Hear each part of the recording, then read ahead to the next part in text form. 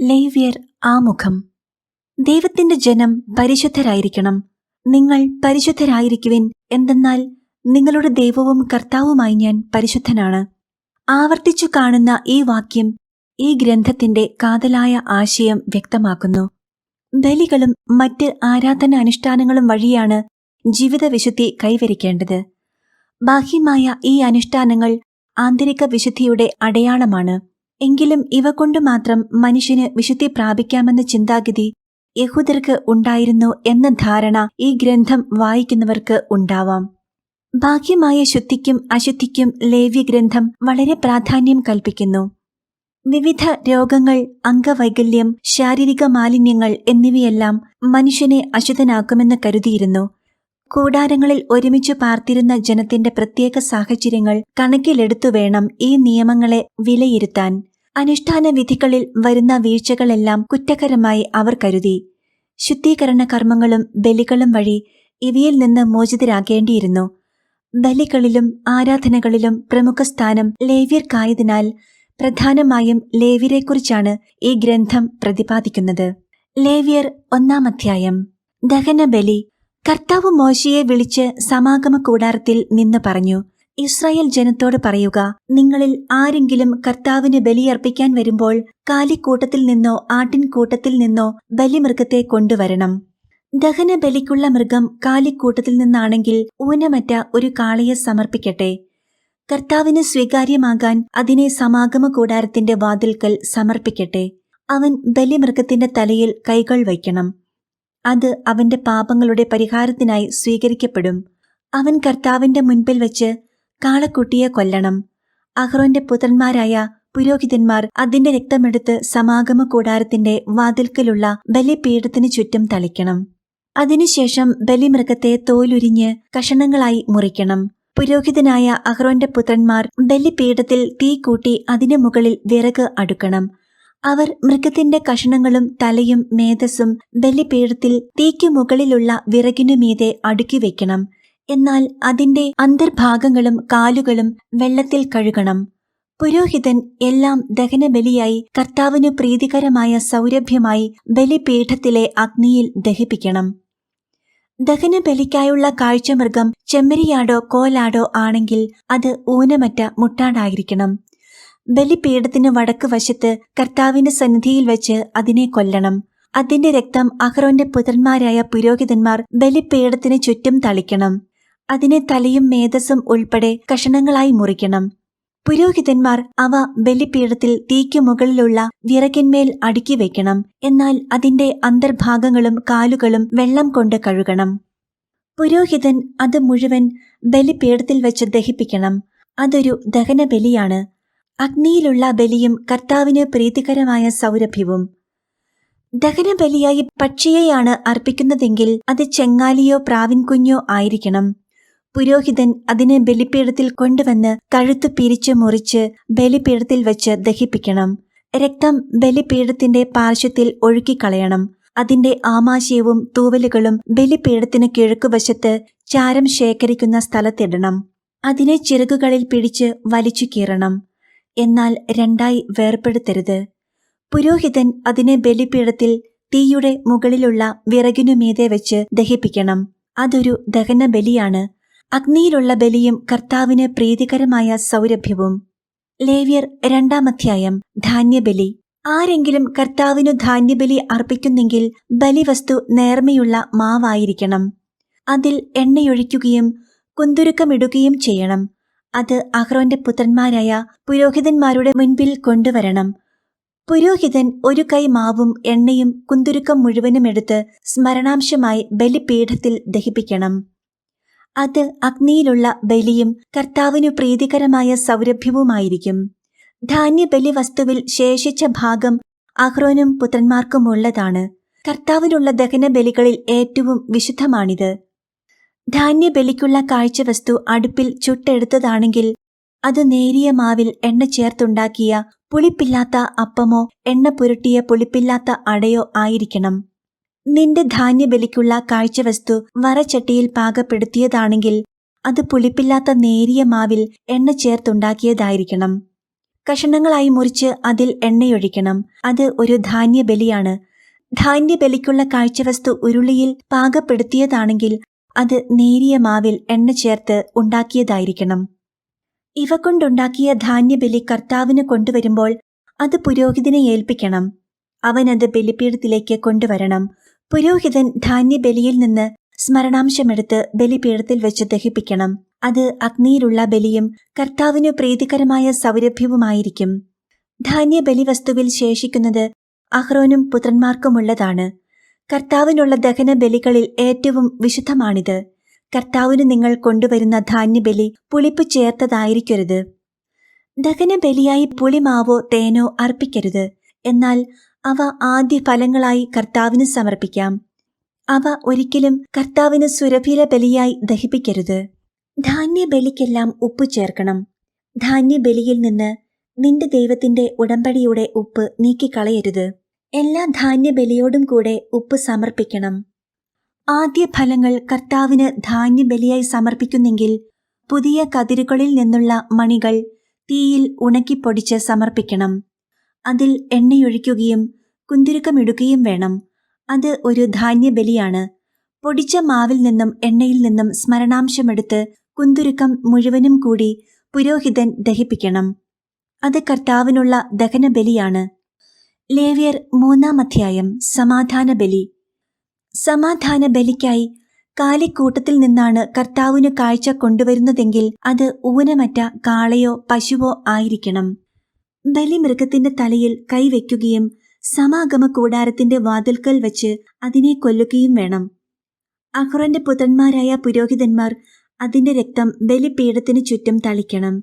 സമാധാന ബലിമൃഗത്തിന്റെ ആന്തരിക അവയവങ്ങളിലും അവയെ പൊതിഞ്ഞുമുള്ള മേധസ് കർത്താവിന് ദഹന ബലിക്കായി എടുക്കണം. അതിന്റെ ഇരുവൃക്കകളും അവയോടൊപ്പം അരക്കെട്ടിലുള്ള മേധസ്സും കരളിന് മുകളിലുള്ള നെയ്വലയും എടുക്കണം.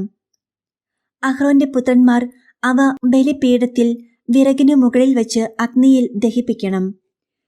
അത് ദഹനബലിയും കർത്താവിന് പ്രീതികരമായ സൗരഭ്യവുമായിരിക്കും.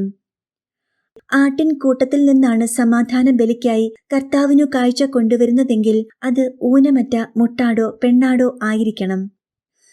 ആട്ടിൻകുട്ടിയെയാണ് ബലിവസ്തുവായി സമർപ്പിക്കുന്നതെങ്കിൽ അതിനെ കർത്താവിന്റെ മുൻപിൽ കൊണ്ടുവരട്ടെ. അതിന്റെ തലയിൽ കൈവച്ചതിനു ശേഷം സമാഗമ കൂടാരത്തിന്റെ മുൻപിൽ വച്ച് അതിനെ കൊല്ലണം. അഹ്റോന്റെ പുത്രന്മാർ അതിന്റെ രക്തം ബലിപീഠത്തിനു ചുറ്റും തളിക്കണം. സമാധാന ബലിമൃഗത്തിന്റെ മേധസ്സും ആന്തരിക അവയവങ്ങളിലും അവയെ പൊതിഞ്ഞുമുള്ള മേധസ്സും നട്ടലോട് ചേർത്ത് മുറിച്ചെടുത്ത കൊഴുത്ത വാലും കർത്താവിനു ദഹന ബലിക്കായി എടുക്കണം. അതിന്റെ ഇരുവൃക്കകളും അവയിലും അരക്കെട്ടിലുമുള്ള മേധസ്സും കരളിന് മുകളിലുമുള്ള നെയ്വലയും എടുക്കണം. പുരോഹിതൻ അവ കർത്താവിന് ഭോജന ബലിയായി ബലിപീഠത്തിൽ ദഹിപ്പിക്കണം. ബലിമൃഗം കോലാടാണെങ്കിൽ അതിനെ കർത്താവിന്റെ മുൻപിൽ കൊണ്ടുവരണം. അതിന്റെ തലയിൽ കൈവച്ചതിനു ശേഷം സമാഗമ കൂടാരത്തിന്റെ മുൻപിൽ വച്ച് അതിനെ കൊല്ലണം. അഹ്റോന്റെ പുത്രന്മാർ അതിന്റെ രക്തം ബലിപീഠത്തിനു ചുറ്റും തളിക്കണം. അതിന്റെ ആന്തരിക അവയവങ്ങളിലും അവയെ പൊതിഞ്ഞുമുള്ള മേധസ് മുഴുവനും കർത്താവിനു ദഹന ബലിക്കായി എടുക്കണം. അതിന്റെ ഇരുവൃക്കകളും അവയിലും അരക്കെട്ടിലുമുള്ള മേധസ്സും കരളിന് മുകളിലുള്ള നെയ്വലയും എടുക്കണം. പുരോഹിതൻ അവ ബലിപീഠത്തിൽ വെച്ച് ദഹിപ്പിക്കണം. അത് കർത്താവിനു പ്രീതികരമായ സൗരഭ്യത്തിനായി അഗ്നിയിൽ സമർപ്പിക്കുന്ന ഭോജന ബലിയാണ്. മേധസ് മുഴുവൻ കർത്താവിനുള്ളതത്രേ. രക്തവും മേധസ്സും ഭക്ഷിച്ചുകൂടാ എന്നത് നിങ്ങൾ വസിക്കുന്നിടത്തെല്ലാം തലമുറ തലമുറ തോറും എന്നേക്കുമുള്ള ഒരു നിയമമായിരിക്കും. ലേവ്യർ 4-ാം അധ്യായം. പാപപരിഹാര ബലി. കർത്താവ് മോശെയോട് അരുളി ചെയ്തു, ഇസ്രായേൽ ജനത്തോട് പറയുക, ചെയ്യരുത് എന്നു കർത്താവ് വിലക്കിയിട്ടുള്ളവയിൽ ഏതെങ്കിലും ഒന്നിനെതിരായി ആരെങ്കിലും അറിവില്ലായ്മ മൂലം പാപം ചെയ്യുന്നുവെന്നിരിക്കട്ടെ. ഇങ്ങനെ പാപം ചെയ്ത് ജനങ്ങളുടെ മേൽ കുറ്റം വരുത്തിവെക്കുന്നത് അഭിഷിക്തനായ പുരോഹിതനാണെങ്കിൽ അവൻ ഊനമറ്റ ഒരു കാളക്കുട്ടിയെ കർത്താവിന് പാപപരിഹാര ബലിയായി സമർപ്പിക്കണം. അതിനെ സമാഗമ കൂടാരത്തിന്റെ വാതിൽക്കൽ അവിടുത്തെ സന്നിധിയിൽ കൊണ്ടുവന്ന് അതിന്റെ തലയിൽ കൈവച്ചതിനു ശേഷം അതിനെ കൊല്ലണം. അഭിഷിക്ത പുരോഹിതൻ കാളക്കുട്ടിയുടെ കുറെ രക്തമെടുത്ത് സമാഗമ കൂടാരത്തിലേക്ക് കൊണ്ടുവരണം. അവൻ തന്റെ വിരൽ രക്തത്തിൽ മുക്കി അതിൽ ഒരു ഭാഗം കർത്താവിന്റെ സന്നിധിയിൽ ശ്രീകോവിലിന്റെ തിരശീലയുടെ മുൻപിൽ 7 പ്രാവശ്യം തളിക്കണം. പിന്നീട് രക്തത്തിൽ കുറച്ചെടുത്ത് സമാഗമ കൂടാരത്തിൽ കർത്താവിന്റെ സന്നിധിയിൽ ധൂപപീഠത്തിന്റെ കൊമ്പുകളിൽ പുരട്ടണം. ശേഷിച്ച രക്തം സമാഗമ കൂടാരത്തിന്റെ വാതിൽക്കലുള്ള ദഹന ബലിപീഠത്തിന്റെ ചുവട്ടിൽ ഒഴിക്കണം. പാപപരിഹാര ബലിക്കുള്ള കാളക്കുട്ടിയുടെ ആന്തരിക അവയവങ്ങളിലും അവയെ പൊതിഞ്ഞുമുള്ള മേധസ് മുഴുവനും എടുക്കണം. അതിന്റെ ഇരുവൃക്കകളും അവയിലും അരക്കെട്ടിലുമുള്ള മേധസ്സും കരളിന് മുകളിലുമുള്ള നെയ്വലയും എടുക്കണം. സമാധാന ബലിക്കുള്ള കാളയിൽ നിന്നെന്ന പോലെ പുരോഹിതൻ അവയെടുത്ത് ദഹന ബലിപീഠത്തിൽ വെച്ച് ദഹിപ്പിക്കണം. എന്നാൽ കാളക്കുട്ടിയുടെ തോലും മാംസം മുഴുവനും തലയും കാലുകളും ആന്തരിക അവയവങ്ങളും ചാണകവും കാളയെ മുഴുവനും പാളയത്തിനു വെളിയിൽ ചാരമിടുന്ന വൃത്തിയുള്ള സ്ഥലത്ത് കൊണ്ടുചെന്ന് കത്തുന്ന വിറകിന്മേൽ വെച്ച് ദഹിപ്പിക്കണം. ചാരം ഇടുന്ന സ്ഥലത്തു തന്നെ അതിനെ ദഹിപ്പിക്കണം. ഇസ്രായേൽ സമൂഹം മുഴുവൻ അറിവില്ലായ്മ മൂലം പാപം ചെയ്യുകയും കർത്താവ് വിലക്കിയിരുന്നതിൽ ഏതെങ്കിലുമൊന്ന് ചെയ്ത് കുറ്റക്കാരാകുകയും അക്കാര്യം അവരുടെ ശ്രദ്ധയിൽ പെടാതിരിക്കുകയും ചെയ്യുന്നുവെന്നിരിക്കട്ടെ. എന്നാൽ തങ്ങളുടെ പാപങ്ങളെക്കുറിച്ചറിയുമ്പോൾ പാപപരിഹാര ബലിക്കായി സമൂഹം മുഴുവൻ ഒരു കാളക്കുട്ടിയെ കാഴ്ചവെക്കുകയും അതിനെ സമാഗമ കൂടാരത്തിന്റെ വാതിൽക്കൽ കൊണ്ടുവരുകയും വേണം. സമൂഹത്തിലെ ശ്രേഷ്ഠന്മാർ കർത്താവിന്റെ സന്നിധിയിൽ വെച്ച് കാളക്കുട്ടിയുടെ തലയിൽ കൈകൾ വയ്ക്കണം. അതിനെ അവിടുത്തെ മുൻപിൽ വെച്ച് കൊല്ലണം. അഭിഷിക്തനായ പുരോഹിതൻ കാളക്കുട്ടിയുടെ കുറെ രക്തം സമാഗമ കൂടാരത്തിലേക്ക് കൊണ്ടുവരണം. അവൻ രക്തത്തിൽ വിരൽ മുക്കി കർത്താവിന്റെ സന്നിധിയിൽ തിരശീലയ്ക്ക് മുൻപിൽ 7 പ്രാവശ്യം തളിക്കണം. കുറെ രക്തമെടുത്ത് സമാഗമ കൂടാരത്തിൽ കർത്താവിന്റെ സന്നിധിയിലുള്ള ബലിപീഠത്തിന്റെ കൊമ്പുകളിൽ പുരട്ടണം.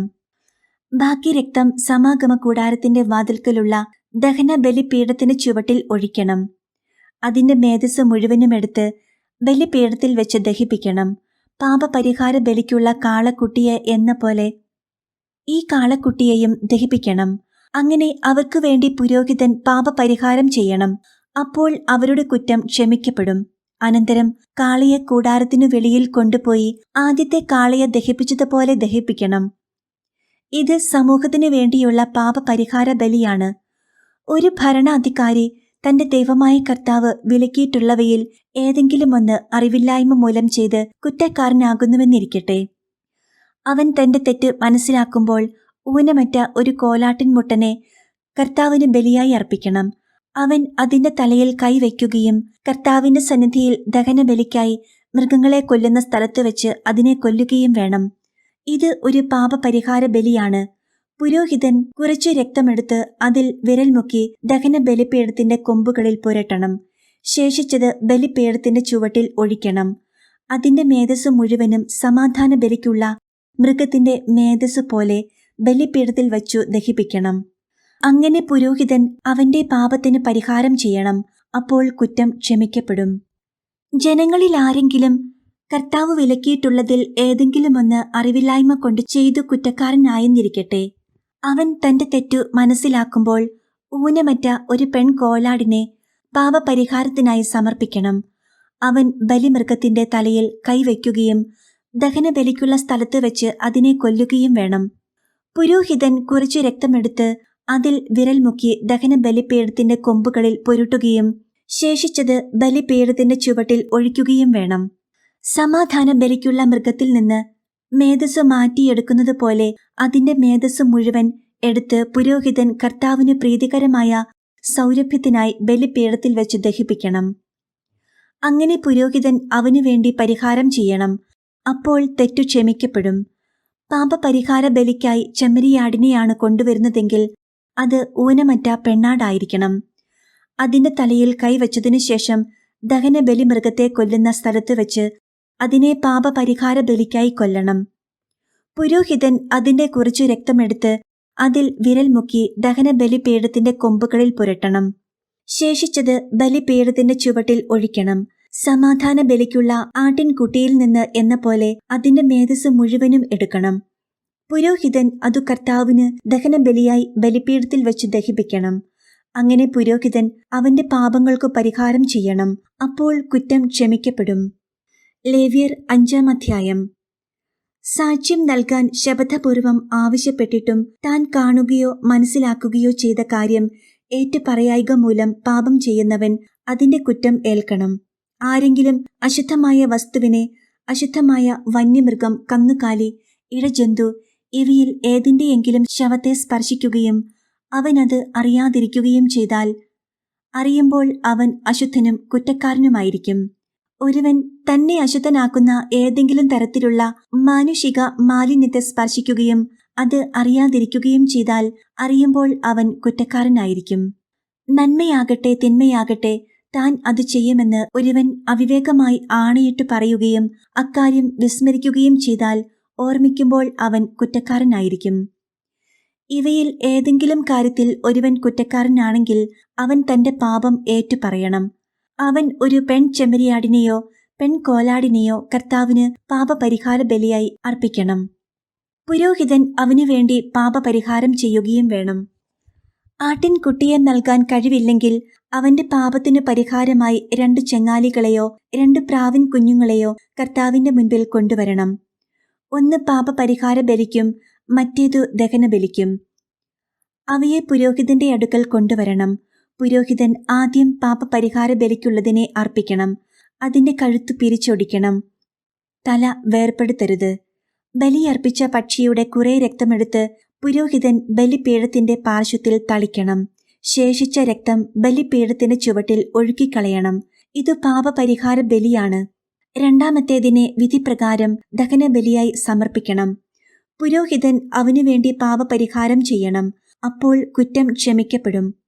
2 ചെങ്ങാലികളെയോ 2 പ്രാവിൻ കുഞ്ഞുങ്ങളെയോ നൽകാൻ കഴിവില്ലെങ്കിൽ താൻ ചെയ്ത പാപങ്ങൾക്കു പരിഹാരമായി 1 ഏഫായുടെ 10 നേരിയ മാവ് അവൻ പാപപരിഹാര ബലിക്കായി നൽകണം.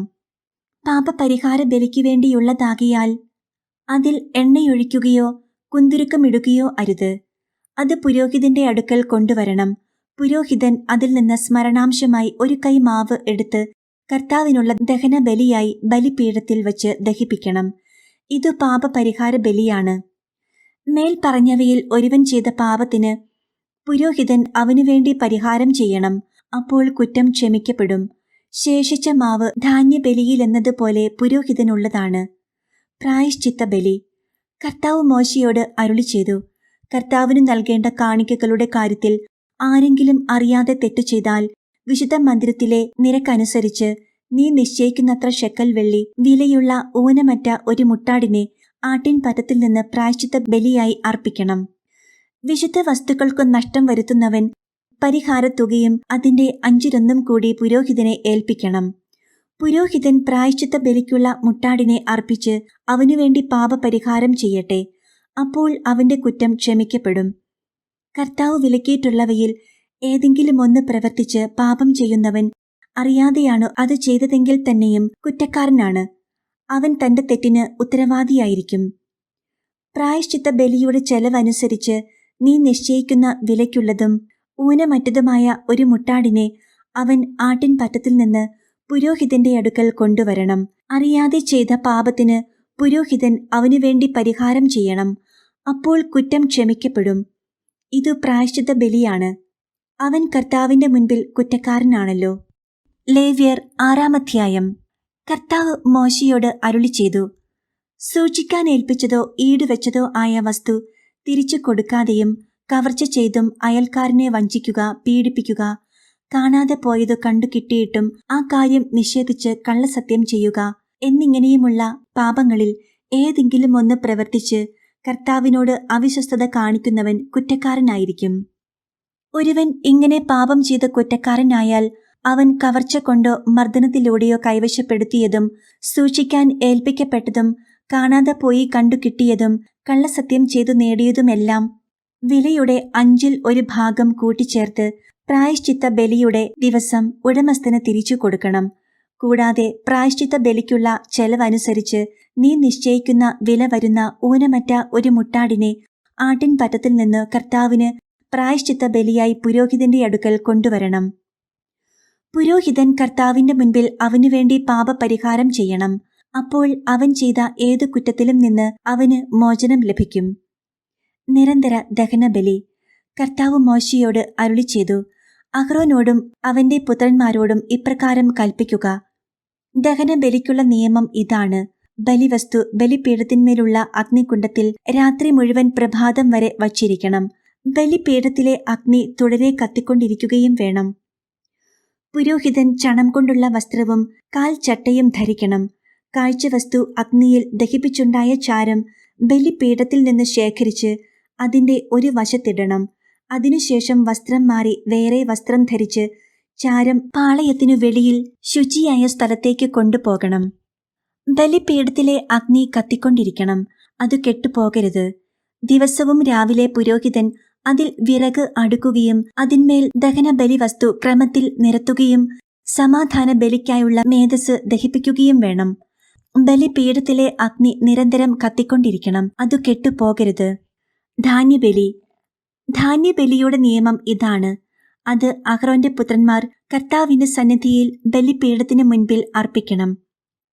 പുരോഹിതൻ ധാന്യബലിക്കുള്ള നേരിയ മാവിൽ നിന്ന് ഒരു കൈ മാവും അതിനുള്ള എണ്ണയും കുന്തുരുക്കം മുഴുവനും എടുത്ത് സ്മരണാംശമായി ബലിപീഠത്തിൽ വെച്ച് കർത്താവിന് പ്രീതികരമായ സൗരഭ്യമായി അർപ്പിക്കണം. ശേഷിക്കുന്നത് അഹ്റോനും പുത്രന്മാരും ഭക്ഷിക്കണം. വിശുദ്ധ സ്ഥലത്ത് വെച്ച് പുളിപ്പില്ലാത്ത അപ്പമുണ്ടാക്കി വേണം അത് ഭക്ഷിക്കാൻ. സമാഗമ കൂടാരത്തിന്റെ അങ്കണത്തിൽ വെച്ച് അവരത് ഭക്ഷിക്കണം. അത് പുളിപ്പ് ചേർത്ത് ചുടരുത്. എന്റെ ദഹനബലികളിൽ നിന്ന് അവരുടെ ഓഹരിയായി ഞാനത് കൊടുത്തിരിക്കുന്നു. പാപപരിഹാര ബലി പോലെയും പ്രായശ്ചിത്ത ബലി പോലെയും അത് ഏറ്റവും വിശുദ്ധമാണ്. അഹ്റോന്റെ പുത്രന്മാർക്കെല്ലാവർക്കും കർത്താവിന്റെ ദഹനബലിയിൽ നിന്നും ഭക്ഷിക്കാം. തലമുറ തോറും എന്നും നിലനിൽക്കേണ്ട നിയമമാണിത്. അവയെ സ്പർശിക്കുന്നവരെല്ലാം വിശുദ്ധരായിത്തീരും. കർത്താവ് മോശെയോട് അരുളി ചെയ്തു, അഹ്റോനും അവന്റെ പുത്രന്മാരും അഭിഷേക ദിവസം കർത്താവിന് സമർപ്പിക്കേണ്ട ബലി ഇതാണ്. ഒരു ഏഫായുടെ 1/10 നേരിയ മാവ് അനുദിന ധാന്യബലിയായി പകുതി രാവിലെയും പകുതി വൈകുന്നേരവും അർപ്പിക്കണം. അത് എണ്ണ ചേർത്ത് വറചട്ടിയിൽ ചുട്ടെടുക്കണം. അത് നന്നായി കുഴച്ച് ചുട്ട് കഷണങ്ങളാക്കി ധാന്യബലി പോലെ കർത്താവിന് പ്രീതികരമായ സൗരഭ്യമായി അർപ്പിക്കണം. അഹ്റോന്റെ പുത്രന്മാരിൽ അവന്റെ പിന്തുടർച്ചാ അവകാശിയായി അഭിഷിക്തനായ പുരോഹിതൻ എന്നേക്കുമുള്ള നിയമപ്രകാരം അതു കർത്താവിനു സമർപ്പിക്കണം. അത് മുഴുവനും ദഹിപ്പിക്കണം. പുരോഹിതന്റെ ഓരോ ധാന്യബലിയും പൂർണ്ണമായി ദഹിപ്പിക്കണം. അത് ഭക്ഷിക്കാൻ പാടില്ല. പാപപരിഹാര ബലി. കർത്താവ് മോശെയോട് അരുളി ചെയ്തു, അഹ്റോനോടും പുത്രന്മാരോടും പറയുക, പാപപരിഹാര ബലിയുടെ നിയമം ഇതാണ്. പാപപരിഹാര ബലിക്കുള്ള മൃഗത്തെ കർത്താവിന്റെ സന്നിധിയിൽ ദഹന ബലി മൃഗത്തെ കൊല്ലുന്ന സ്ഥലത്തുവച്ചു തന്നെ കൊല്ലണം. അത് അതിവിശുദ്ധമാണ്. പാപപരിഹാര ബലി അർപ്പിക്കുന്ന പുരോഹിതൻ അത് ഭക്ഷിക്കണം. സമാഗമ കൂടാരത്തിന്റെ അങ്കണത്തിൽ വിശുദ്ധ സ്ഥലത്ത് വെച്ചു വേണം ഭക്ഷിക്കുവാൻ. അതിന്റെ മാംസത്തിൽ തൊടുന്നവരെല്ലാം വിശുദ്ധരായിത്തീരും. അതിന്റെ രക്തം വസ്ത്രത്തിൽ തെറിച്ചു വീണാൽ ആ വസ്ത്രം വിശുദ്ധ സ്ഥലത്ത് വെച്ച് കഴുകണം. അത് പാകം ചെയ്ത മൺപാത്രം ഉടച്ചു കളയണം. ഓട്ടുപാത്രത്തിലാണ് പാകം ചെയ്തതെങ്കിൽ അത് നന്നായി തേച്ചു കഴുകണം. പുരോഹിത വംശത്തിൽപ്പെട്ട എല്ലാ പുരുഷന്മാർക്കും അത് ഭക്ഷിക്കാം. അത് അതിവിശുദ്ധമാണ്. എന്നാൽ വിശുദ്ധ സ്ഥലത്തു വെച്ച് പാപപരിഹാര കർമ്മം നടത്താൻ ബലിമൃഗത്തിന്റെ രക്തം സമാഗമ കൂടാരത്തിലേക്ക് കൊണ്ടുവന്നിട്ടുണ്ടെങ്കിൽ ആ ബലിമൃഗത്തെ ഭക്ഷിക്കരുത്. അതിനെ അഗ്നിയിൽ ദഹിപ്പിക്കണം. സങ്കീർത്തനങ്ങൾ 52-ാം അധ്യായം. അക്രമിയുടെ അവസാനം.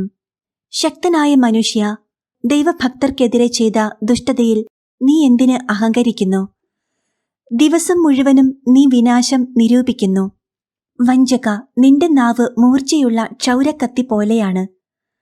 നന്മയേക്കാൾ തിന്മയും സത്യത്തേക്കാൾ വ്യാജവും നീ ഇഷ്ടപ്പെടുന്നു. വഞ്ചന നിറഞ്ഞ നാവേ, വിനാശകരമായ വാക്കുകളാണ് നിനക്ക് ഇഷ്ടം. ദൈവം നിന്നെ എന്നേക്കുമായി തകർക്കും. നിന്റെ കൂടാരത്തിൽ നിന്ന് അവിടുന്ന് നിന്നെ വലിച്ചെടുത്ത് ചീന്തിക്കളയും. ജീവിക്കുന്നവരുടെ നാട്ടിൽ നിന്ന് നിന്നെ അവിടുന്ന് വേരോടെ പിഴുതുകളയും. നീതിമാന്മാർ അതു കണ്ട് ഭയപ്പെടും. അവനെ പരിഹസിച്ച് അവർ പറയും, ഇതാ ദൈവത്തിൽ ശരണം വയ്ക്കാത്ത മനുഷ്യൻ. സ്വന്തം സമ്പദ് സമൃദ്ധിയിൽ വിശ്വാസമർപ്പിച്ചവൻ, അക്രമത്തിൽ അഭയം തേടിയവൻ. ദൈവത്തിന്റെ ഭവനത്തിൽ തഴച്ചു വളരുന്ന ഒലിവുമരം പോലെയാണു ഞാൻ. ദൈവത്തിന്റെ കാരുണ്യത്തിൽ ഞാൻ എന്നേക്കും ആശ്രയിക്കുന്നു. അങ്ങ് നൽകിയ അനുഗ്രഹങ്ങളെ പ്രതി ഞാൻ എന്നേക്കും അവിടുത്തോട് നന്ദി പറയും. അങ്ങയുടെ ഭക്തരുടെ മുൻപിൽ ഞാൻ അങ്ങയുടെ നാമം പ്രകീർത്തിക്കും. എന്തെന്നാൽ അതു ശ്രേഷ്ഠമാണ്. സങ്കീർത്തനങ്ങൾ 53 ദൈവനിഷേധകന്റെ മൗഢ്യം. ദൈവമില്ല എന്ന് ഭോഷൻ തന്റെ ഹൃദയത്തിൽ പറയുന്നു. മ്ലേച്ഛതയിൽ മുഴുകി അവർ ദുഷിച്ചിരിക്കുന്നു. നന്മ ചെയ്യുന്നവരാരുമില്ല. ദൈവം സ്വർഗത്തിൽ നിന്ന് മനുഷ്യ മക്കളെ നോക്കുന്നു.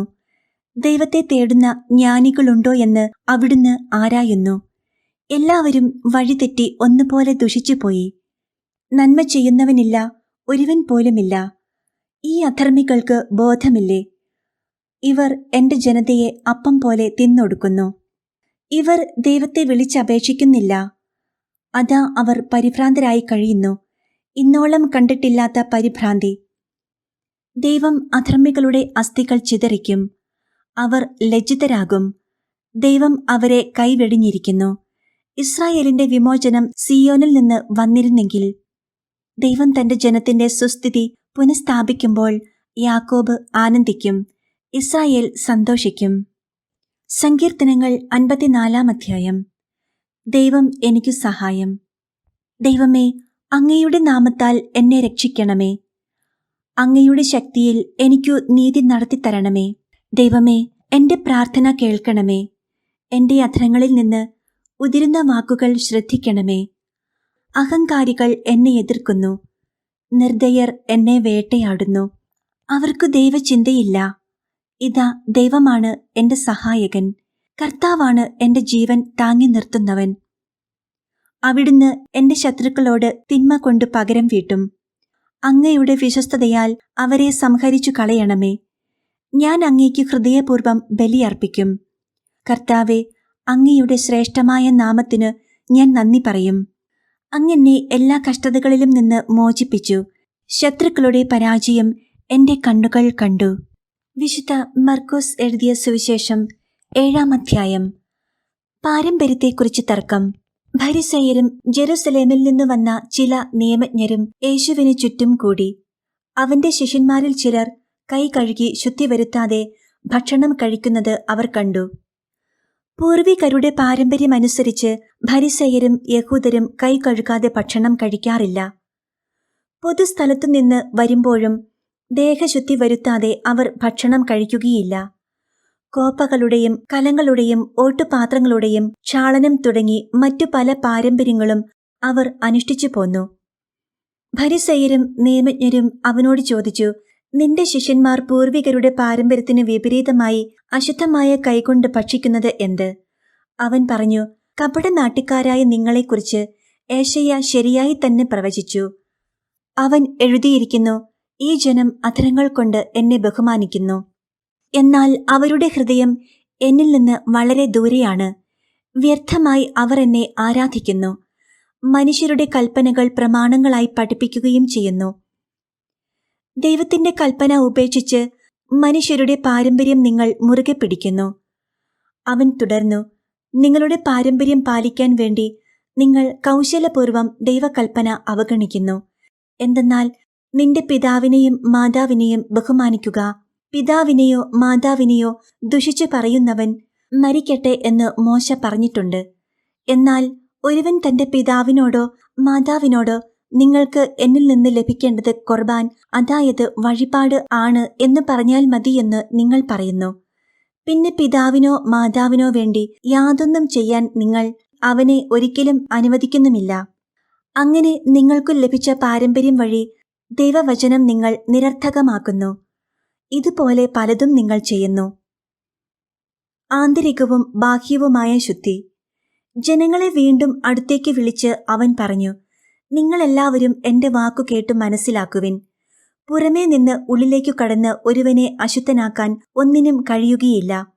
എന്നാൽ ഉള്ളിൽ നിന്ന് പുറപ്പെടുന്നവയാണ് അവനെ അശുദ്ധനാക്കുന്നത്. കേൾക്കാൻ ചെവിയുള്ളവൻ കേൾക്കട്ടെ.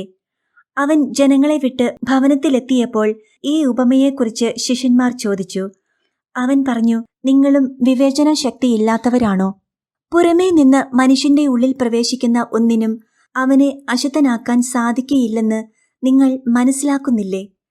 കാരണം അവ മനുഷ്യന്റെ ഹൃദയത്തിൽ പ്രവേശിക്കുന്നില്ല, പിന്നെയോ ഉദരത്തിലേക്കു കടക്കുകയും വിസർജിക്കപ്പെടുകയും ചെയ്യുന്നു. എല്ലാ ഭക്ഷണ പദാർത്ഥങ്ങളും ശുദ്ധമാണെന്ന് അങ്ങനെ അവൻ പ്രഖ്യാപിച്ചു. അവൻ തുടർന്നു, ഒരുവന്റെ ഉള്ളിൽ നിന്ന് പുറപ്പെടുന്ന കാര്യങ്ങളാണ് അവനെ അശുദ്ധനാക്കുന്നത്.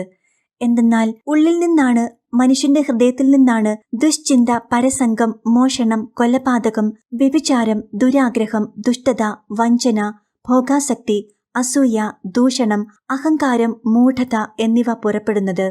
ഈ തിന്മകളെല്ലാം ഉള്ളിൽ നിന്നു വരുന്നു. അവ മനുഷ്യനെ അശുദ്ധനാക്കുകയും ചെയ്യുന്നു.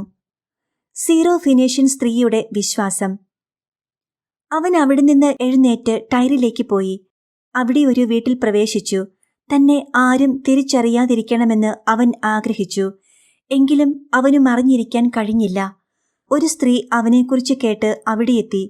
അവൾക്ക് അശുദ്ധാത്മാവ് ബാധിച്ച ഒരു കൊച്ചുമകൾ ഉണ്ടായിരുന്നു. ആ സ്ത്രീ വന്ന് അവന്റെ കാൽക്കൽ വീണു. അവൾ സീറോ ഫിനീഷ്യൻ വംശത്തിൽപ്പെട്ട ഒരു ഗ്രീക്കുകാരിയായിരുന്നു. തന്റെ മകളിൽ നിന്ന് പിശാചിനെ ബഹിഷ്കരിക്കണമെന്ന് അവൾ അവനോട് അപേക്ഷിച്ചു. അവൻ പ്രതിവചിച്ചു, ആദ്യം മക്കൾ ഭക്ഷിച്ചു തൃപ്തരാകട്ടെ. മക്കളുടെ അപ്പം എടുത്ത് നായ്ക്കൾക്ക് എറിഞ്ഞുകൊടുക്കുന്നത് നന്നല്ല. അവൾ മറുപടി പറഞ്ഞു, കർത്താവേ, അതു ശരിയാണ്. എങ്കിലും മേശയ്ക്കു കീഴെ നിന്ന് നായ്ക്കളും മക്കൾക്കുള്ള അപ്പക്കഷ്ണങ്ങളുടെ ബാക്കി തിന്നുന്നുണ്ടല്ലോ. അവൻ അവളോട് പറഞ്ഞു, ഈ വാക്കുമൂലം നീ പൊയ്ക്കൊള്ളുക. പിശാചു നിന്റെ മകളെ വിട്ടുപോയിരിക്കുന്നു. അവൾ വീട്ടിലേക്ക് പോയി. കുട്ടി കട്ടിലിൽ കിടക്കുന്നത് അവൾ കണ്ടു. പിശാച് അവളെ വിട്ടുപോയിരുന്നു. ബധിരനെ സുഖപ്പെടുത്തുന്നു. അവൻ ടൈർ പ്രദേശത്തു നിന്ന് പുറപ്പെട്ട് സീദോൻ കടന്ന് ദെക്കാപോളിസ് പ്രദേശത്തുകൂടെ ഗലീലി കടൽത്തീരത്തേക്ക് പോയി. ബധിരനും സംസാരത്തിന് തടസ്സമുണ്ടായിരുന്നവനുമായ ഒരുവനെ അവർ അവന്റെ അടുത്ത് കൊണ്ടുവന്നു. അവന്റെ മേൽ കൈകൾ വയ്ക്കണമെന്ന് അവർ അവനോട് അപേക്ഷിച്ചു. യേശു അവനെ ജനക്കൂട്ടത്തിൽ നിന്ന് മാറ്റി നിർത്തി. അവന്റെ ചെവികളിൽ വിരലുകൾ ഇട്ടു. തുപ്പലുകൊണ്ട് അവന്റെ നാവിൽ സ്പർശിച്ചു. സ്വർഗത്തിലേക്ക് നോക്കി നെടുവീർപ്പിട്ടുകൊണ്ട് അവനോട് പറഞ്ഞു, എഫാത്ത, തുറക്കപ്പെടട്ടെ എന്നർത്ഥം. ഉടനെ അവന്റെ ചെവികൾ തുറന്നു. നാവിന്റെ കെട്ടഴിഞ്ഞു. അവൻ സ്ഫുടമായി സംസാരിച്ചു. ഇക്കാര്യം ആരോടും പറയരുതെന്ന് അവൻ അവരെ വിലക്കി. എന്നാൽ എത്രയേറെ അവൻ വിലക്കിയോ അത്രയേറെ ശുഷ്കാന്തിയോടെ അവർ അത് പ്രഘോഷിച്ചു. അവർ അളവറ്റ വിസ്മയത്തോടെ പറഞ്ഞു, അവൻ എല്ലാ കാര്യങ്ങളും നന്നായി ചെയ്യുന്നു. ബധിരർക്കു ശ്രവണശക്തിയും ഊമർക്ക് സംസാരശക്തിയും നൽകുന്നു. വിശുദ്ധ മർക്കോസ് എഴുതിയ സുവിശേഷം 8-ാം അധ്യായം. വീണ്ടും അപ്പം വർദ്ധിപ്പിക്കുന്നു. ആ ദിവസങ്ങളിൽ വീണ്ടും ഒരു വലിയ ജനാവലി ഒന്നിച്ചുകൂടി. അവർക്ക് ഭക്ഷിക്കാൻ ഒന്നുമുണ്ടായിരുന്നില്ല. അവൻ ശിഷ്യന്മാരെ വിളിച്ചു പറഞ്ഞു, ഈ ജനക്കൂട്ടത്തോട് എനിക്ക് അനുകമ്പ തോന്നുന്നു. ഇവർ 3 ദിവസമായി എന്നോടുകൂടെയാണ്. അവർക്ക് ഭക്ഷിക്കാൻ ഒന്നുമില്ല. അവരെ വിശപ്പോടെ വീട്ടിലേക്ക് പറഞ്ഞയച്ചാൽ വഴിയിൽ തളർന്നു വീണേക്കും. ചിലർ ദൂരെ നിന്ന് വന്നവരാണ്. ശിഷ്യന്മാർ അവനോട് ചോദിച്ചു, ഈ വിജനസ്ഥലത്ത് ഇവർക്കെല്ലാം അപ്പം കൊടുക്കുന്നതെങ്ങനെ? അവൻ ചോദിച്ചു, നിങ്ങളുടെ പക്കൽ എത്ര അപ്പമുണ്ട്? 7 എന്ന് അവർ പറഞ്ഞു. അവൻ ജനക്കൂട്ടത്തോട് നിലത്തിരിക്കാൻ ആജ്ഞാപിച്ചു. പിന്നീട് അവൻ ആ 7 അപ്പം എടുത്ത് കൃതജ്ഞതാസ്തോത്രം ചെയ്ത് മുറിച്ച് ജനങ്ങൾക്കു വിളമ്പാൻ ശിഷ്യന്മാരെ ഏൽപ്പിച്ചു. അവരത് ജനങ്ങൾക്കു വിളമ്പി. കുറെ ചെറിയ മത്സ്യങ്ങളും അവരുടെ പക്കലുണ്ടായിരുന്നു. അവൻ അവയും ആശീർവദിച്ച് വിളമ്പാൻ ശിഷ്യന്മാരെ ഏൽപ്പിച്ചു. ജനം ഭക്ഷിച്ചു തൃപ്തരായി. ശേഷിച്ച കഷണങ്ങൾ 7 കുട്ടം നിറയെ അവർ ശേഖരിച്ചു. ഭക്ഷിച്ചവർ ഏകദേശം 4000 പേരുണ്ടായിരുന്നു. അവൻ അവരെ പറഞ്ഞയച്ചതിനു ശേഷം ശിഷ്യന്മാരോടൊപ്പം ഒരു വഞ്ചിയിൽ കയറി ദൽമാനൂത്ത പ്രദേശത്തേക്ക് പോയി. ഫരിസേയർ അടയാളം ആവശ്യപ്പെടുന്നു. ഫരിസേയർ വന്ന് അവനുമായി തർക്കിക്കാൻ തുടങ്ങി. അവർ അവനെ പരീക്ഷിച്ചുകൊണ്ട് സ്വർഗത്തിൽ നിന്ന് ഒരടയാളം ആവശ്യപ്പെട്ടു. അവൻ ആത്മാവിൽ അഗാധമായി നെടുവീർപ്പിട്ടുകൊണ്ട് പറഞ്ഞു, എന്തുകൊണ്ടാണ് ഈ തലമുറ അടയാളം അന്വേഷിക്കുന്നത്? സത്യമായി ഞാൻ നിങ്ങളോട് പറയുന്നു, ഈ തലമുറയ്ക്ക് അടയാളം നൽകപ്പെടുകയില്ല. അവൻ അവരെ വിട്ട് വീണ്ടും വഞ്ചിയിൽ കയറി മറുകരയിലേക്ക് പോയി. ഫരിസേയരുടെ പുളിമാവ്. ശിഷ്യന്മാർ അപ്പം എടുക്കാൻ മറന്നുപോയിരുന്നു. വഞ്ചിയിൽ അവരുടെ പക്കൽ ഒരപ്പം മാത്രമേ ഉണ്ടായിരുന്നുള്ളൂ.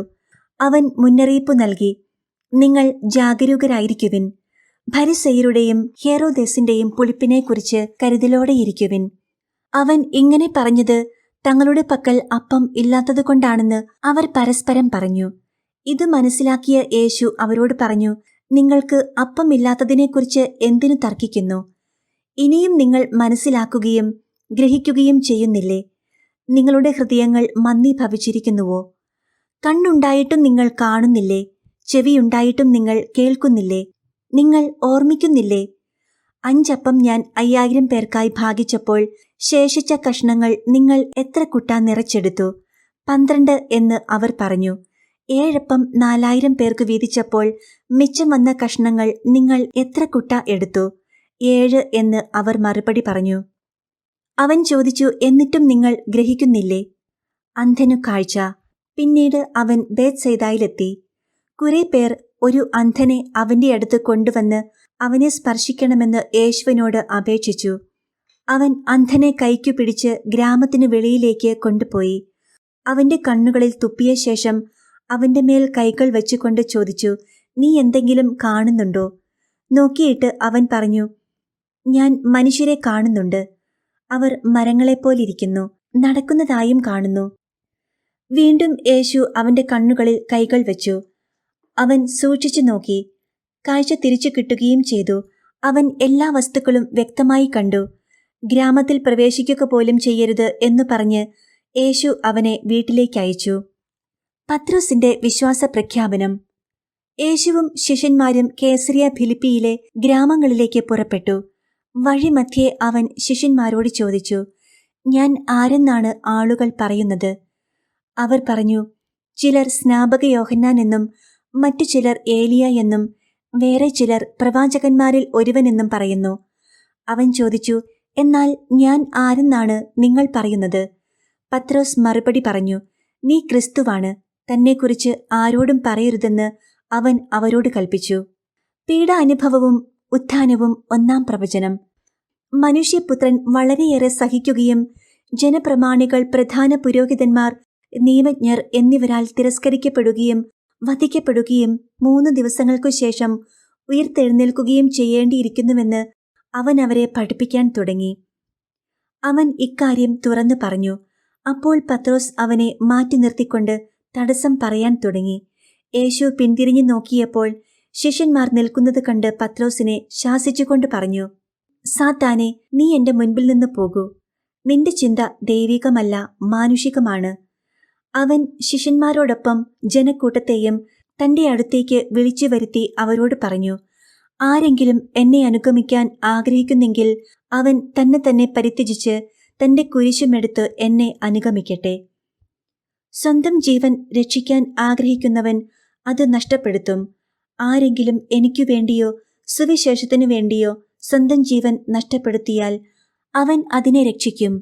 ഒരുവൻ ലോകം മുഴുവൻ നേടിയാലും തന്റെ ആത്മാവിനെ നഷ്ടപ്പെടുത്തിയാൽ അതുകൊണ്ട് അവന് എന്തു പ്രയോജനം? മനുഷ്യൻ സ്വന്തം ആത്മാവിനു പകരമായി എന്തു കൊടുക്കും? പാപം നിറഞ്ഞതും അവിശ്വസ്തവുമായ ഈ തലമുറയിൽ എന്നെക്കുറിച്ചോ എന്റെ വചനങ്ങളെക്കുറിച്ചോ ലജ്ജിക്കുന്നവനെപ്പറ്റി മനുഷ്യപുത്രനും തന്റെ പിതാവിന്റെ മഹത്വത്തിൽ പരിശുദ്ധ ദൂതന്മാരോടു കൂടെ വരുമ്പോൾ ലജ്ജിക്കും.